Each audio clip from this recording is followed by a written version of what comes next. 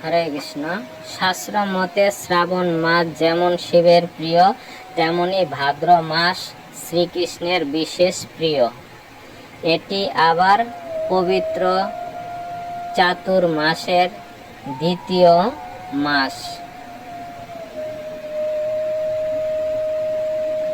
শাস্ত্র মতে এই মাসে ঋষিকেশের পূজা করা হয়।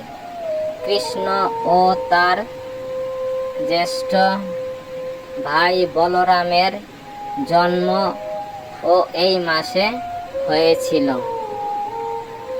এই কারণে এটি কৃষ্ণের প্রিয় মাস। অন্যদিকে ভাদ্র মাসের অধিপতি চন্দ্র।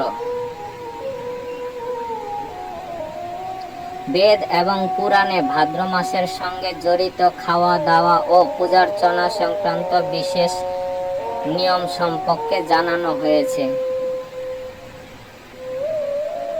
এই নিয়মগুলো পালন করলে বিষ্ণু রূপী কৃষ্ণ ও চন্দ্রের আশীর্বাদ পাওয়া যায়। এই মাসে কি করবেন ও কি করবেন না জেনে নিন। তেমনি ভাদ্র মাসে দই খেতে মানা করা হয়। এই সময় শরীরের পিত্ত বৃদ্ধি হয়, যা শরীরের ভারসাম্য নষ্ট করে দেয়। যে কারণে এই সময় দই এড়িয়ে চলতে বলা হয়েছে।